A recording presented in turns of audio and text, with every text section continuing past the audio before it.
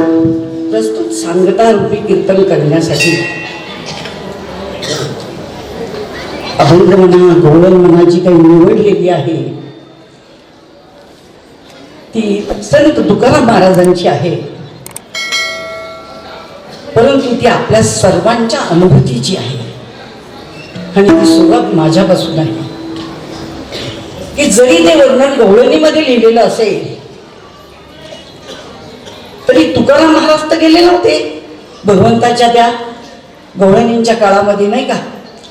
पण त्यांनी जरी ते इत्याभूत वर्णन लिहिलेलं आहे आणि तेच गोकुळातलं वर्णन आजही जसेच्या तसं प्रत्यक्षात आपल्याला अनुभवाला येतं. आणि म्हणून आजच्या या साधू संतांची जी पुण्यतिथीचा कार्यक्रम आहे, म्हणजे आम्हाला सांगितलेल्या नियमाप्रमाणे मी आज बोलणार आहे, ते नियमाला धरून आहे.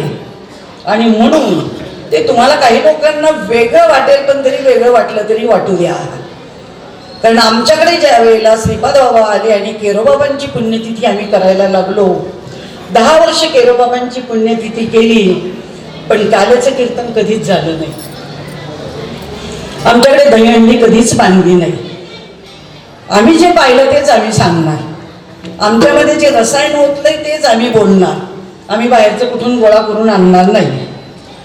कारण आमच्याकडे बापू गुरुजींचं सांगता कीर्तन असायचं, ते सांगायचे पुण्यतिथीच्या कीर्तनाला काला कुठून आला. आणि म्हणून आमच्याकडे सांगता कीर्तन असायचं. पण ज्या वेळेला कमिटीचा मला फोन आला की ताई तुम्हाला काल्याचं कीर्तन करावं लागेल, मी म्हटलं बाबा आमच्या श्रीपाद बाबांनी तर आम्हाला जुन्या लोकांना काल्याचं कीर्तन शिकवलंच नाही, कोणालाच येत नाही. कारण त्यांनी आम्हाला एकच शिवाजी शिकवलं, जीव शिवाचा काला, वेगळा काला शिकवला नाही.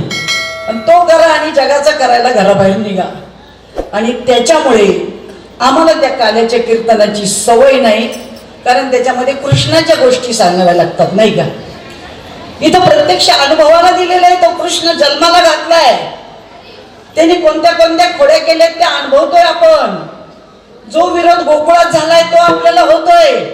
मग हे जर प्रत्यक्ष अनुभवता येतंय, मग तर अजून वेगळं काय पाहिजे. आणि म्हणून सांगता कीर्तन नाव आहे त्याला.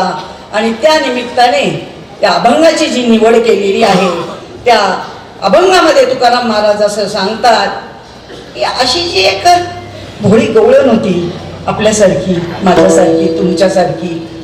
त्यांनी तर भोळ्या लोकांचंच काम आहे बरं का, ज्ञानी पंडितांचं काम नाहीये. इथे ज्ञानी पंडित नाही चालत. मग भोळी जी अशी एक होती, कोणी एक भुलली नारी, स्त्रीवाचक शब्द लिहिलेला आहे. प्रत्येकाला गवळण बनायचे, राधा बनायचे, भगवंताची पत्नी बनायचे, त्याला आपला पती करायचे. आणि म्हणून नारीचं वर्णन केलेलं आहे की कोणी एक भुलली नारी. कोणाला भुलली? देवाला, परमात्म्याला. आणि तो जवळचाच परमात्मा माहित नाही, पण त्याला भुलल्यानंतर काय काय लक्षणं दिसली याचं वर्णन त्या अभंगामध्ये लिहिलंय. की कोणी एक भुलली नारी, विकिता गोरस घ्या म्हणे हरी.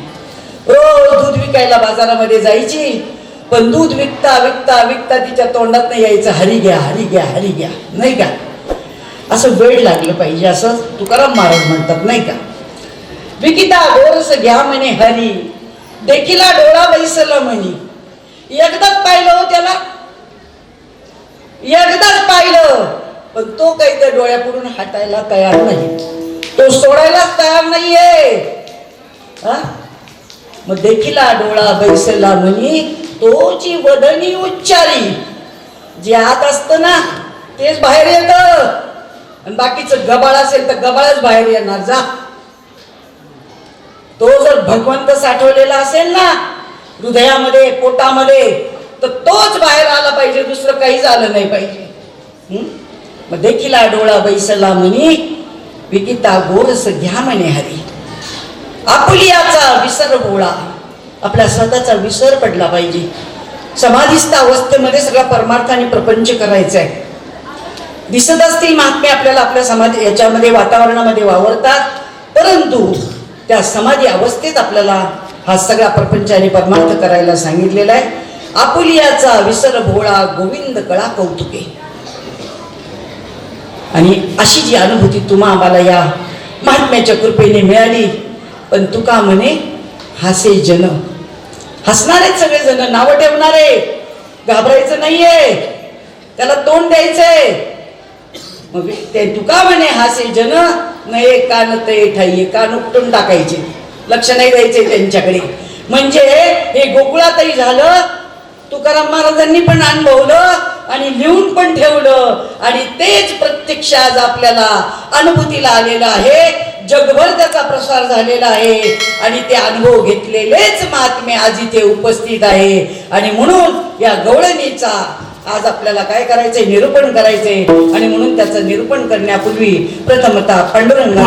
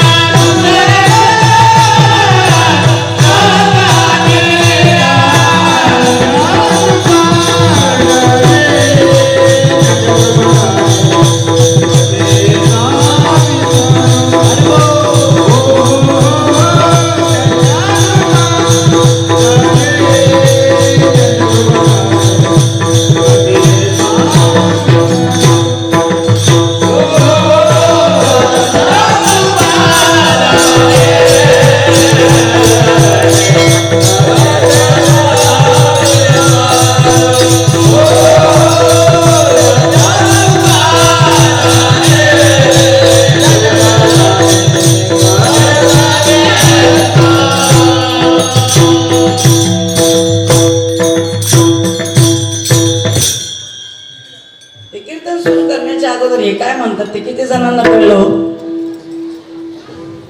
हात वर करा. हे काय म्हणतात हे किती जणांना कळलं? आयुष्यभर कीर्तन ऐकायचा सपाटा चालू आहे जगभर, पण नेमकं काय करायचं ते जर कळालं नाही काहीच उपयोग नाही. कारण कीर्तन करताना अगोदर त्या अभंगाचं निरूपण करण्यापूर्वी पांडुरंगाला नमन केलेलं आहे. पण आता काय झालंय, उधारीचा मामला हळूहळू बोंबला. कीर्तन करतोय बाबा म्हणतात हे सगळं देऊन टाकले, कॉन्ट्रॅक्ट सगळं कॉन्ट्रॅक्ट सिस्टीमवर आहे. बाबांना काहीच हालचाल नाही, थोडी बी तकलीफ नाही. ते म्हणतात पांडुरंगा करू प्रथम नमन, दुसरे चरण संतांची या, त्यांच्या कृपादाने कथेचा विस्तार. कथा म्हणजे जो अभंग घेतलाय त्याचा विस्तार करायचा आहे बरं का, आपला नाही करायचा. आणि बाबाजी सद्गुरु दास तुका. मग काय म्हणलंय, त्यांच्या कृपादानी. त्यांनी लिहिलं का आम्ही लिहिलं? मग त्यांच्या म्हणजे कोणाची कृपा? आयोजकाची, प्रायोजकाची, मांडववाल्याची, स्पीकरवाल्याची, गायकाची, वाजवणाऱ्याची. हे धंदे चालू आहे. ज्याची कृपा संपादन करायचे तोच अस्तित्वात नाहीये. ओपन चॅलेंज आहे आपला, अख्ख्या जगात हा विषय नाहीये. जा फक्त श्रीपाद बाबांच्या मांडवातच हा विषय तुम्हाला ऐकायला मिळेल. सगळी छाननी केली, सगळी पाहिली, सगळे बाबा पाहिले, सगळे संप्रदाय उचकून पाहिले, कुठंच काही सापडलेलं नाही आतापर्यंत. म्हणून फार मोठ्या आई बापाची लेकरं आहेत आपण, सांभाळून राहा. सांगणाऱ्यांपासून ऐकणाऱ्यांपासून सगळ्यांना सांगते, इतक्या मोठ्या आई बापाचे की असा बाप पुन्हा भेटणार नाही. जा न भूतो न भविष्यती, पुन्हा तर काही या कलियुगात होणार नाही.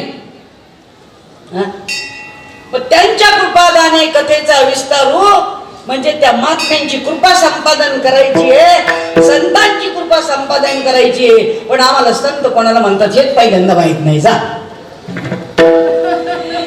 अरे, ज्या महात्म्यांनी शिकवावं संत कोणाला म्हणतात आमच्यासारख्या सुशिक्षित लोकांना सुद्धा माहित नव्हतं. जा, मी प्रत्येक कीर्तनात सांगते, शिक्षण भरपूर जरी घेतलेलं असेल, डबल ग्रॅज्युएट, डॉक्टर, वकील, इंजिनियर, आमदार, खासदार, कलेक्टर, पण एका शब्दात महात्म्याने सांगितलं की संत ही पदवी कोणाला आहे,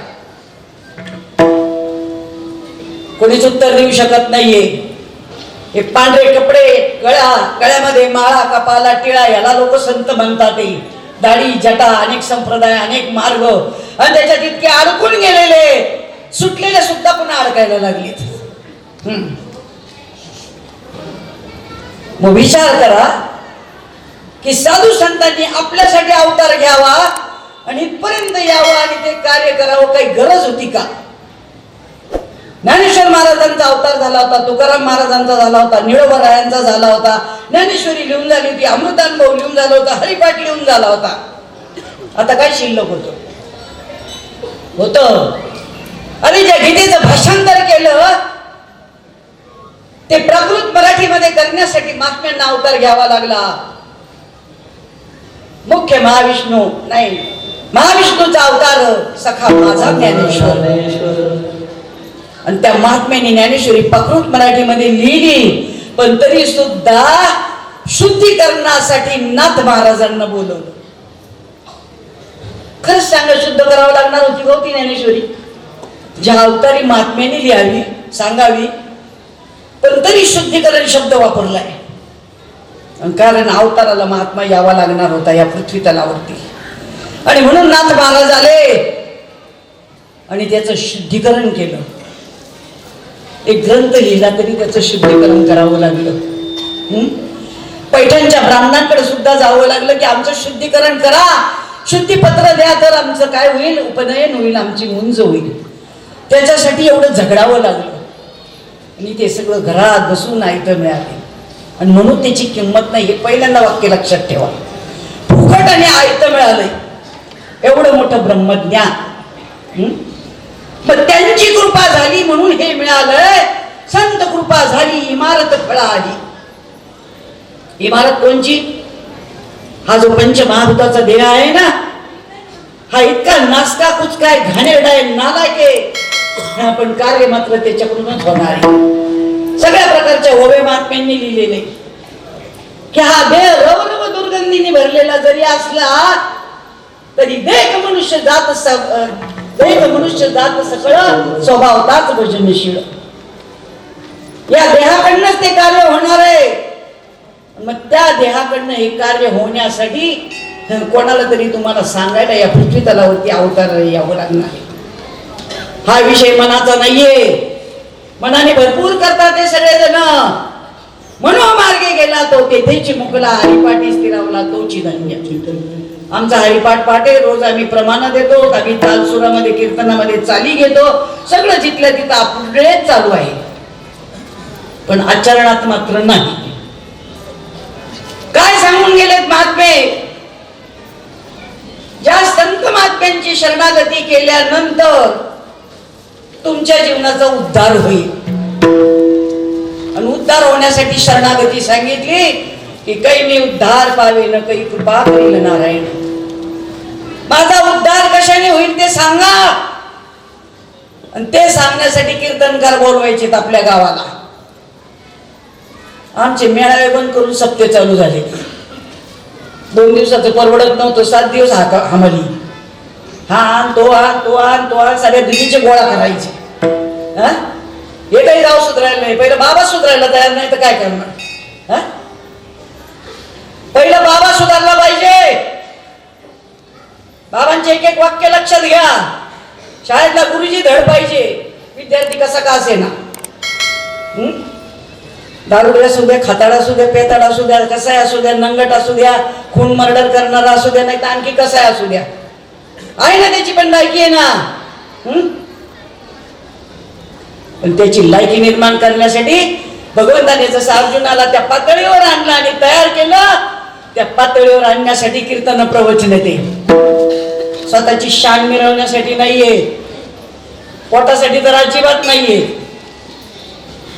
तर त्या महात्म्याचा एकही शब्द कोणाच्याही कारणावर नाहीये. मी प्रांजळपणे सांगते, कीर्तन प्रवचन चालू आहे, संप्रदाय चालू आहे, सगळं जिथल्या तिथे आहे, परंतु नेमकं काय करायचंय तेच आम्हाला माहीत होत नाही. गवळणींना आलेला अनुभव तुमच्या एखाद्या झोपडपट्टीवर येतोय.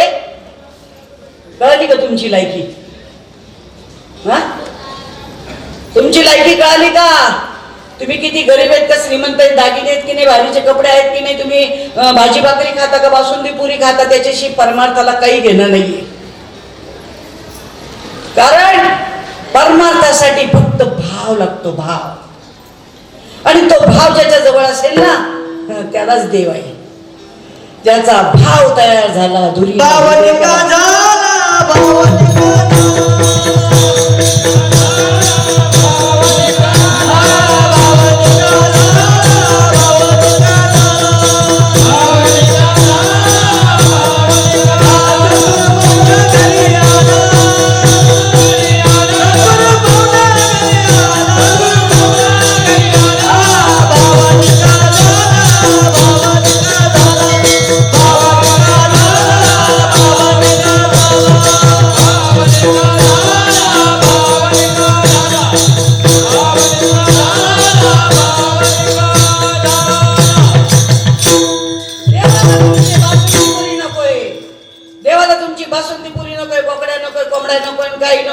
पान फुल हरवी काहीच लागत नाही. अजूनही लक्षात घ्या, त्याच्यातून आपण अजून निघायला तयार नाहीये. अजून महाराज लोकांच्या घरी सवळं ववळ आहे. बरेच म्हणतात अजून आम्ही डाव्याचं खात नाही, वर्ष श्राद्धाचं खात नाही. काय केलं? अरे कशाला माळा घालतो दुसऱ्याला? तुझीच काढून ठेव, तुझीच काढून ठेव. पण परखड बोलणाराचं लय तोंड दिसतो म्हणून आम्ही आवडत नाही कोणाला. आम्ही आवडत नाही तेच चांगलंय. आमचा परमार्थ तरी चांगला होतो, आहे की नाही? कोणाच्या लाचांडातच नको आपण आपलं चिंतन. असं पाहिलं तरी असं मान मुरगळून घेतात. कशामुळं? त्या बांधाला बांध आहे तर तुमची इस्टेट चोरली आहे, तर तुमची पोरी पळवली आहे, पळवणाऱ्यांनी पळवल्या दिंडीतून, आहे की नाही? दिंडीतून पोरी पळवल्या, काय काय नखरे चालले. अरे जरा डोळे उघडून ठेवून परमार्थ करा हो. बाबांनी एवढं तुम्हाला चांगलं बनवलंय, राजहंसाची पिल्लं बनवले, डोळे उघडे करून दिले, दृष्टांत सांगितले की कुत्र्याच्या पिल्लाची फक्त 7 दिवस डोळे झाकलेले असतात, पण ते 8व्या दिवशी भोवा केल्याशिवाय राहत नाही. आम्हाला शिकवलेलं सगळं सांगणारे बरं कमी. तुम्हाला काय शिकवलं मला माहित नाही. पहिल्यांदा तुमचं गुरु मांडवा ते का ते तपासून बघा, नाही का? पण खान तशी कापरण माय तशी तुमच्या गावची म्हण आहे, आमची नाही. बाबांनी शिकवली आम्हाला, आमच्याकडे नव्हती अशी म्हण, तुमच्याकडून आली. मग विचार करा, गुरु जर अवलादीचा असेल तर शिष्य कसे घडतील? पण गुरु व्हायची लय हाऊस, लई हाऊस. तर सगळ्यांना माहित झालंय, श्रीपाद बाबाची इथली माळ घातली की लगेच कीर्तनकार तयार होतो. म्हणून चालली गर्दी सगळी. जायचं कीर्तनकार व्हायचं की आपलं दुकान थाटायचं.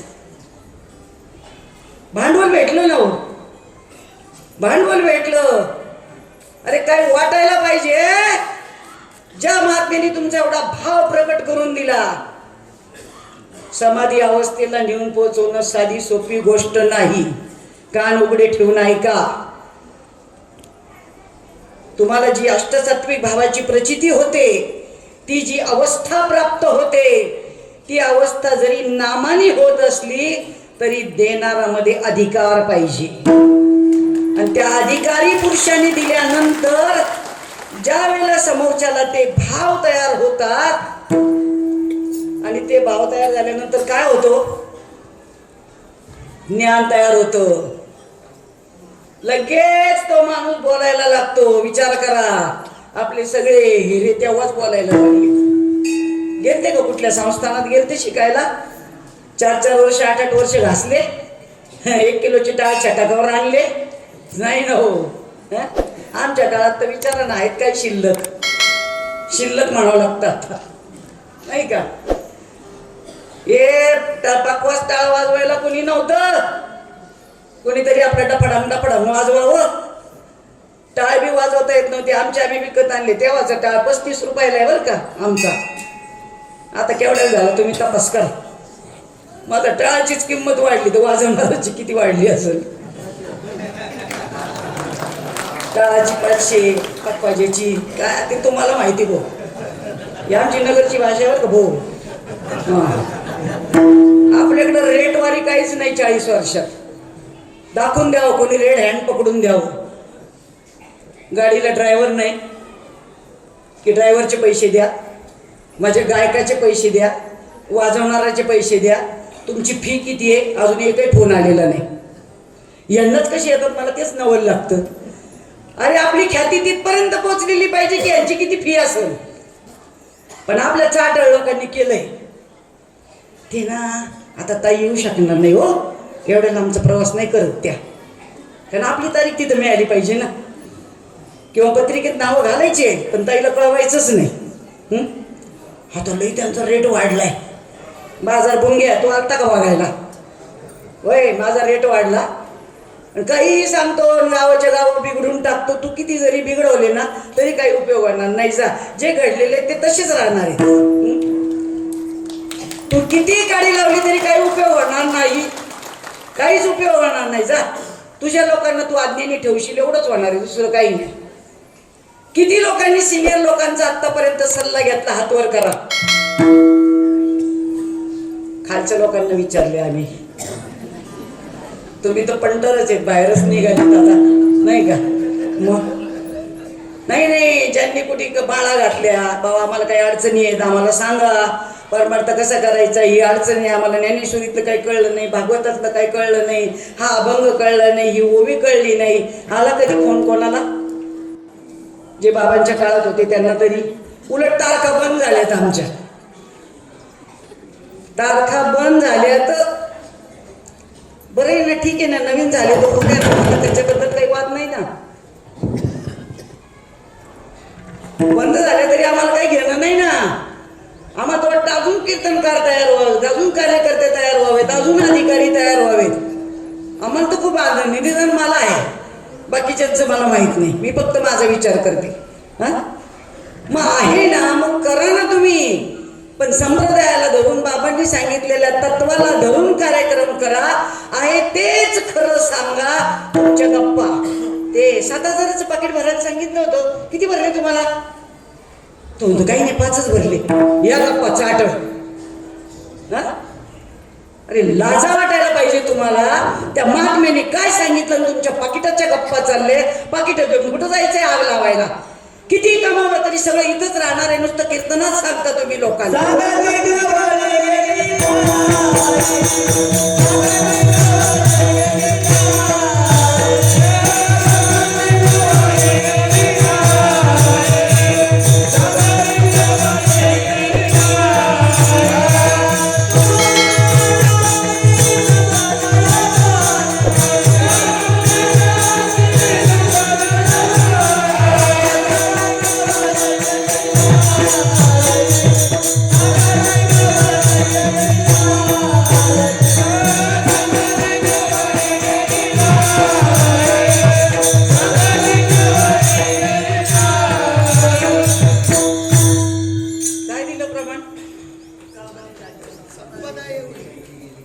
नवीन आहे ना. आमचे कसे बाबांच्या काळातले वारकरी झालेले साधे सोपे परवडतात ते परवडणार नाही का. आता हे तुमचं कसं नवीन स्टाईलचं आहे तेही स्वीकारलं पाहिजे नाही का. खूप प्रकारचे फॅशन निघाली, खूप प्रकारचे फंडे निघाले संप्रदायात बरं का. संप्रदाय तसा एकच आहे, नाम एकच आहे, अनुभूती एकच आहे. पण ती अनुभूती सोडून आम्ही दुसरीकडे चाललेलो आहे. त्या समाजाने काय घ्यायचं.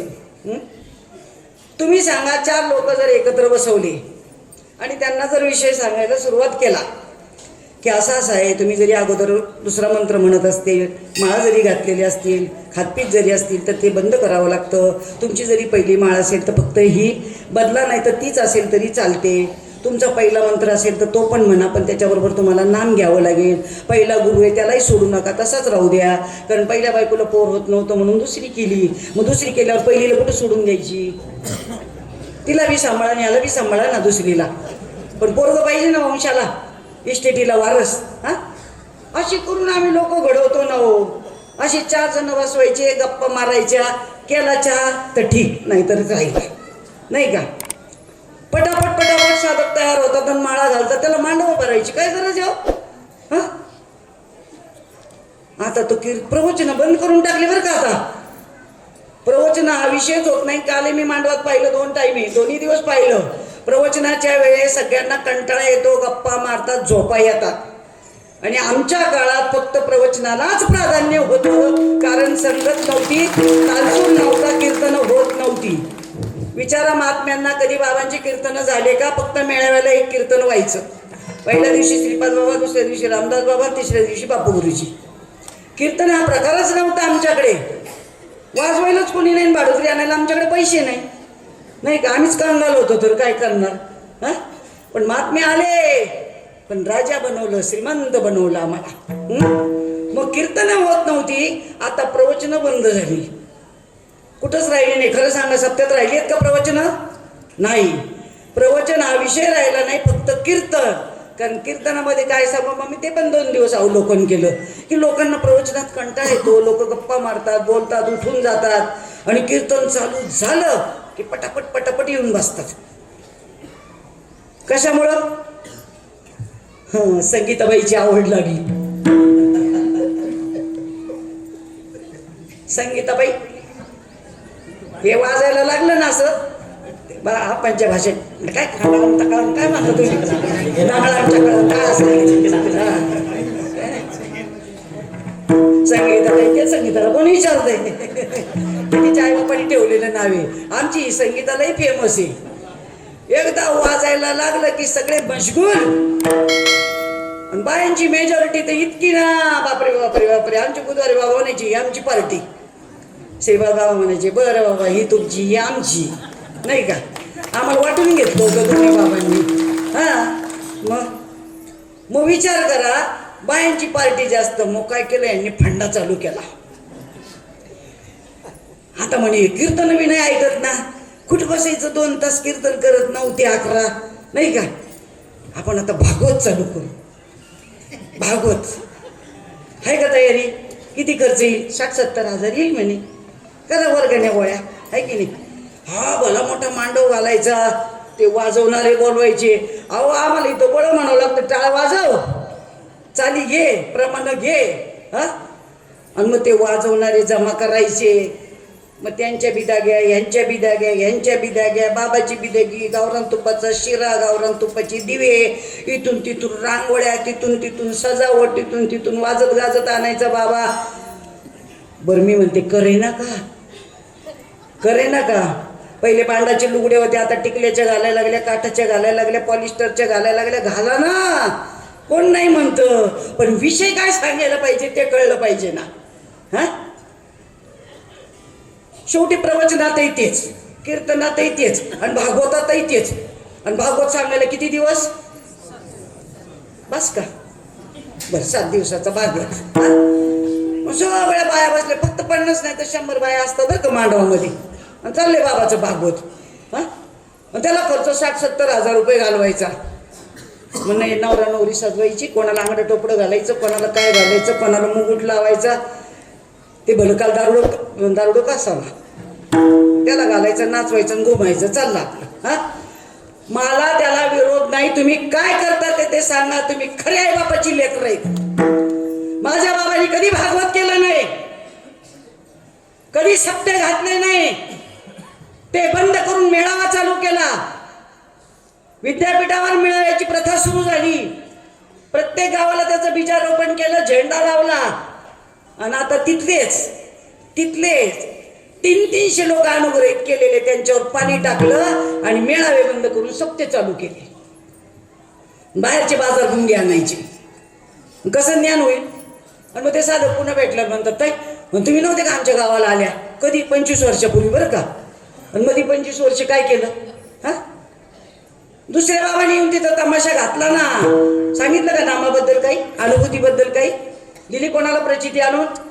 अरे मोठे मोठे रथी महारथी पाहिले, तुम्हाला नसेल रेकॉर्ड माहिती काय केलंय ते, बाहेर बोर्ड लावलाय आम्ही. हा, अरे उपाशी तापाशी लेकरं बाळ घेऊन हे आम्ही 6-7 लोक गाडीमध्ये रॉकेल घालत होतो, रॉकेल. आता तुमच्याकडे मर्सिडीज आहेत, मोठमोठ्या गाड्या आहेत, शिष्यांनी घेऊन दिलेल्या आहेत. एका गाडीवर तिघांनी जायचं आणि तिथे गेल्यानंतर पहिल्यांदा बाबाच्या समोर जाऊन बसायचं. मोठे मोठे बाबा दिग्गज, ज्यांनी महाराष्ट्र डोक्यावर घेतला, नगर जिल्हा ताब्यात घेतला, आळंदीतले, आणि तिथं जाऊन पायथ्याशी बसायचं, कीर्तन ऐकायचं. आणि दत्त जयंतीचा पहिला सप्ताह तिथे पहिलाच बाबा गाठला माझ्या जीवनातला, तोच चांगदेवी. आणि त्याला प्रश्न विचारला, बाबा कीर्तन संपल्यानंतर रामकृष्ण हरी नाम एका नावी, काय कळलं तुम्हाला याच्यातलं? तुम्ही म्हणता एवढा सोपा प्रश्न ताई? अरे त्याच्यानी महाराष्ट्र हादरलाय. फक्त प्रश्न विचारला, रामकृष्ण हरी नाम एका नावे. बाबाला काही उत्तर देता येईना. बाबा म्हणे, ताई या प्रश्नाचं उत्तर उद्या त्या गावाला कीर्तन आहे तिथं या. ठीक आहे, ओके. बाबा ज्यांच्या घरात मुक्कामाला होता ना, त्या बाईचा सकाळीच फोन आला, लँडलाईन फोन होती. ताई बाबा रात्रभर झोपला नाही म्हणे, तळमळ तळमळ तळमळ तळमळ. म्हणलं काय झालं त्याला? तुम्ही प्रश्नच असं विचारलं. म्हणलं मी किती सोपा प्रश्न विचारला, रामकृष्ण हरी नाम एका नावे. हा, जाणार आहे म्हटलं आम्ही त्या गावाला ऐकायला. झालं, संध्याकाळी आपली बिलाडी आप्पाची गाडी लगेच हजर. काय ताई? म्हणलं लगेच निघायचं. सगळ्या जणांनी गाड्या काढल्या की तिथं गेलो. तिथं गेलं की पुन्हा बाबाला प्रश्न. अशा बाबाच्या मांड्या लटलट लटलट कापायच्या बरं का. असा थरकाप व्हायचा, कीर्तन बंद पडायचं, एवढी ताकद